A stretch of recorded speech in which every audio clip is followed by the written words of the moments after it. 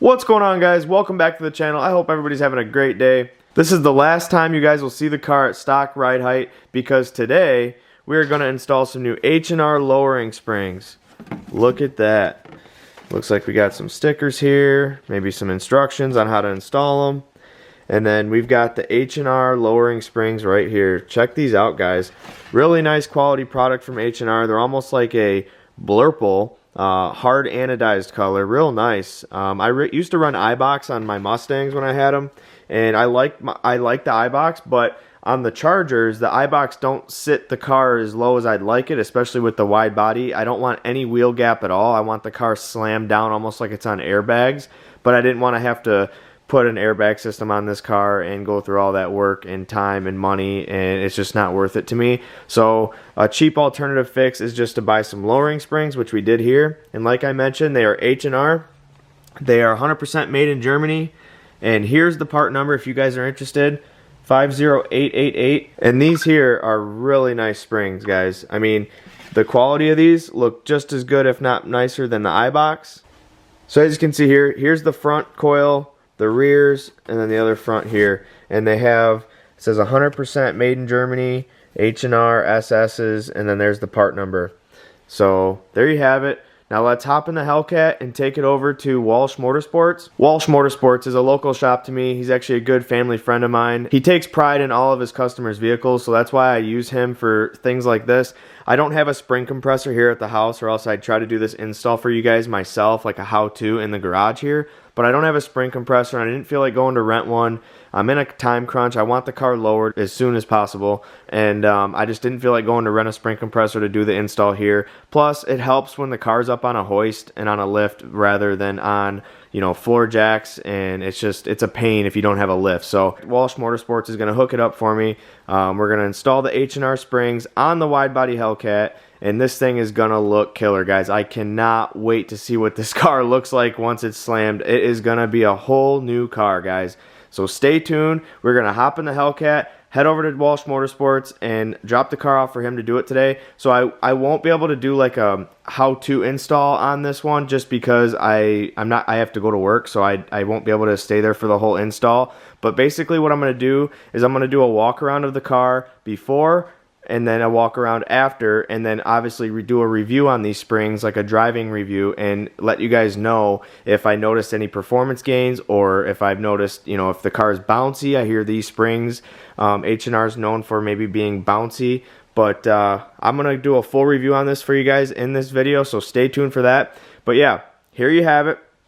Wide body Charger Hellcat at stock ride height, and here in a few hours, we're going to get the car slammed down and looking way better. I will also leave a link in the description below on where I picked these springs up at. I did just give you the part number so you have it. But yeah, quality springs.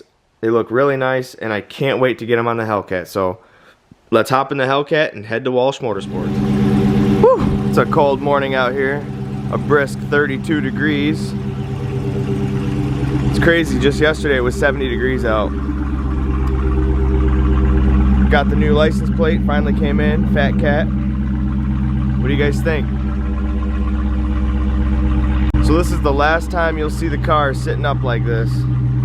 Pretty soon there'll be no wheel gap. Oh, I can't wait to get this thing lowered, guys.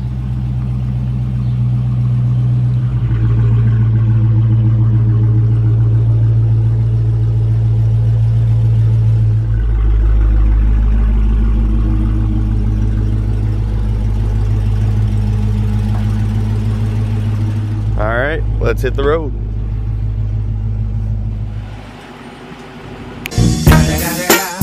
It's the motherfucking Eagle Double G. Snoop Dogg. Oh my god, guys. Look at the wide body slam down. Oh my gosh. Looks so sick.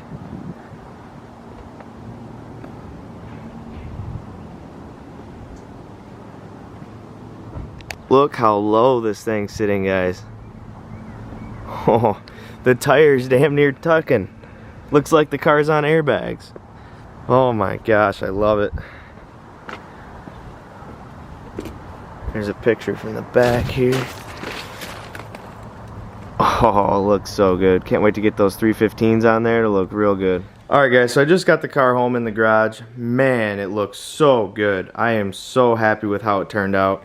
As you guys can see here, there is no wheel gap. This thing's tuck and tire almost. I mean, it just turned out so good, guys. I am so happy. What do you guys think? Comment down below. Let me know your thoughts on this.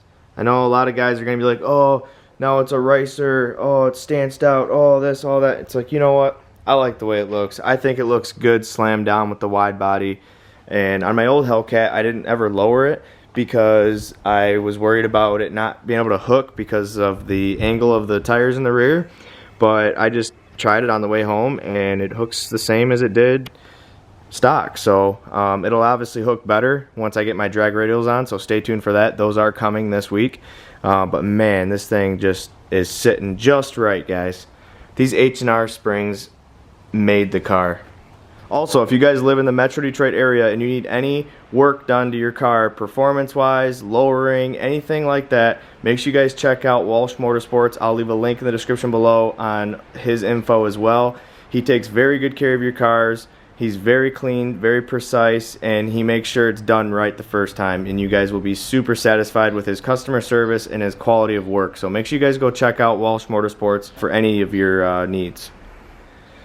So another thing I just bought was some 3mm wheel spacers for the back here. What it's going to do is bring that tire out so that it's flush with the wheel well. As you can see, it kind of sits in a little bit, and I'm hoping that the 3mm spacers bring the wheel out just a little bit more. I know it will help once I get my 315 drag radials on the back of here, but I actually have these wheel spacers off my old 2017 Hellcat, and what it does is it helps the stock wheel with the stock offset basically come out 3mm so that it's flush with the wheel well. So I got those over there. So I'm going to jack the car up and put those wheel spacers on there real quick, and I'll show you guys what it looks like once I do that.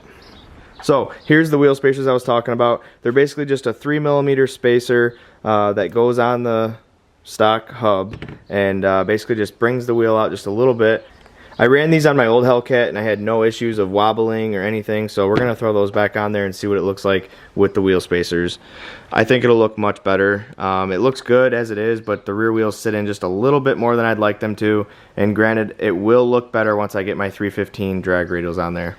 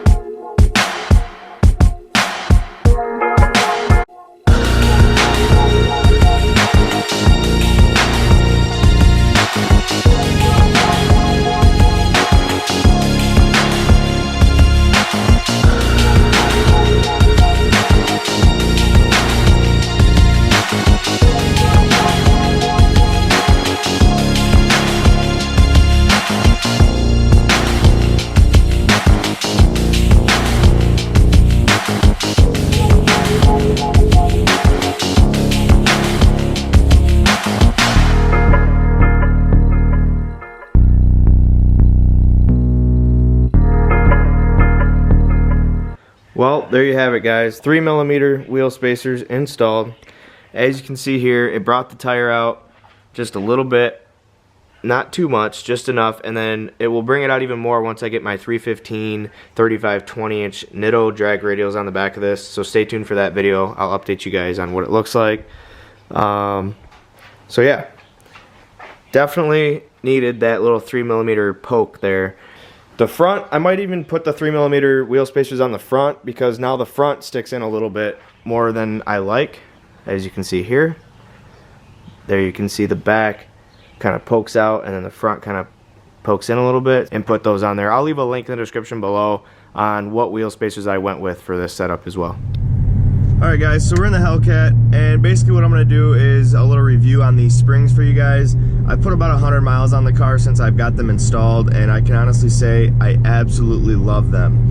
There's been mixed reviews online from people saying that the H&R Springs are bouncy, they sit really low, but they make the car bouncy and doesn't really feel comfortable, and I can tell you that I don't feel that at all. The car drives and runs the same. It handles better than it ever has around corners, and all around just better handling. So I went ahead and went with the H&R Super Sport springs because they sit the lowest out of all the lowering springs for this car. I used to run iBox on my old Mustang, the Sportline kit, but they don't make an iBox Sportline kit for the Chargers for some reason. They only make the Pro kit, which only sits the car 1.2 inches lower. The H&R kit that I got, the Super Sport kit, lowers the car 1.7 inches, so that's why I went with the H&R springs. I'm going to show you guys here how it handles around these corners.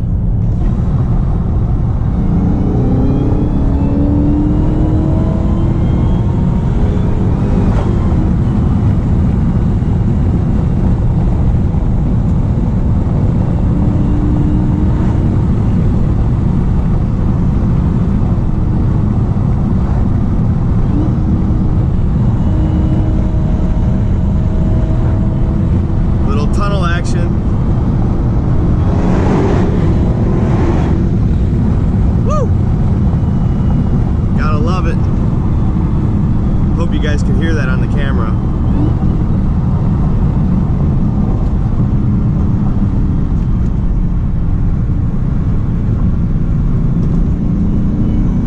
But as you can see, I'm taking the corners at 50 miles an hour, no issues at all. Oh, we've got pedestrian crossing.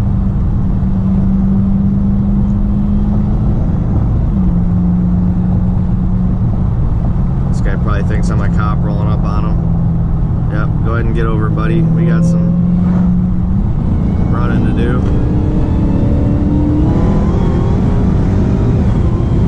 Woo! This thing runs so good. Let's see how I'm going 70 miles an hour right now. Let's see how, 75. Let's see how it handles this corner. Oh, like butter. Like butter. And there you have it, folks. The car handles amazing on these H&R springs. I love it. Not only does it look good, but it performs amazing, and absolutely love it. Totally worth it. Road's all messed up. Oh, by the way, it snowed last night. I was in the middle of reviewing these for you guys, and it started pouring down rain out of nowhere, and then it started snowing. So here I am, 8 o'clock in the morning, finishing up the video for you guys. I wanted to give you guys a POV experience of the springs because I can talk about them all I want, but if you guys don't see how the car actually handles, you won't understand. And you probably still won't understand until you get in one of these and actually lower it on these H&R lowering springs and see how it handles. I mean, it handles great. And I just want to put this out there. I am not getting paid by H&R to make this video. I simply chose H&R springs over iBox lowering springs simply because the H&R springs sit 1.7 inches lower than factory, and then the iBox springs only sit 1.2 inches. So I said if I'm going to lower the car, I might as well get the lowest springs possible. I want the car slammed down. As you can see, it is slammed. There's barely any wheel gap. It almost looks like the car's on airbags, which I absolutely love. The car rides just as good as it did factory, and it handles even better than before. Well, there you have it, guys. That's going to complete today's video. If you liked the video, make sure you hit that thumbs up button. If you're new to the channel, make sure you smash that subscribe button. I greatly appreciate all your support on the channel, and I will see you guys on the next one. Peace!